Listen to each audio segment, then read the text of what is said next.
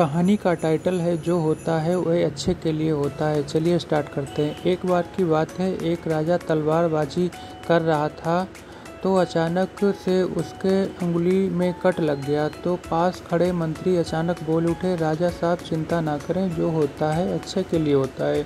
ये सुनते ही राजा को गुस्सा आ जाता है। राजा उस मंत्री को कारागृह में बंद करने का आदेश दे देता है और बोलता है इसको फांसी पर चढ़ा दिया जाए।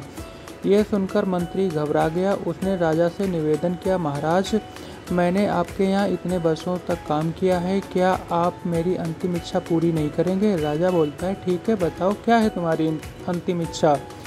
मंत्री बोलता है, कृपया मुझे 10 दिन का समय दीजिए, उसके बाद आप मुझे जो चाहें वो सजा दीजिए। राजा ने उसकी अंतिम इच्छा मान ली। राजा दूसरे दिन अपने सैनिकों के साथ जंगल में शिकार पर निकला। जंगल के बीच में राजा अपने सैनिकों से बिछड़ गए और रास्ता भटक गए।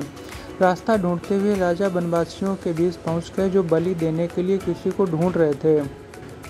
वनवासियों ने राजा को पकड़ लिया और वन की देवी को बलि देने के लिए ले गए। बलि देने की सारी तैयारियां पूरी हो गई। जैसे ही राजा को बलि देने के स्थान पर ले जाया गया, वहां खड़े बुजुर्ग की नज़र राजा की खंडित उंगली पर पड़ गई। उसने आवाज़ लगाई कि ये तो खंडित है, इसकी बलि नहीं दी जा सकती है। तो वनवासियों ने राजा को छोड़ दिया। राजा जैसे तैसे वहाँ से निकला और अपने राज्य पहुँचा। सबसे पहले कारागृह में अपने मंत्री से मिलने पहुंचा। राजा ने मंत्री से कहा, आपने सही कहा था, अगर मेरी उंगली नहीं कटी होती तो मैं जिंदा नहीं होता, यानी जो होता है वो अच्छे के लिए होता है। राजा ने फिर पूछा, मेरा तो फ़ायदा हुआ लेकिन आपको कैसे फ़ायदा हुआ?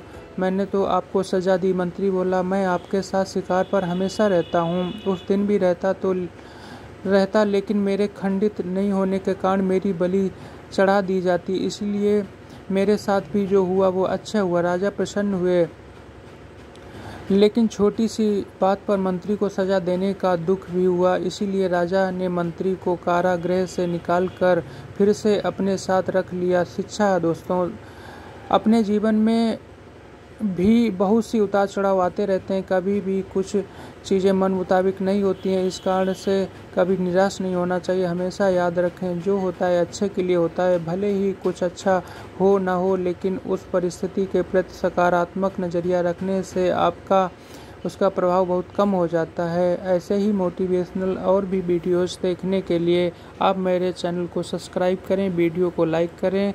धन्यवाद। भारत माता की जय।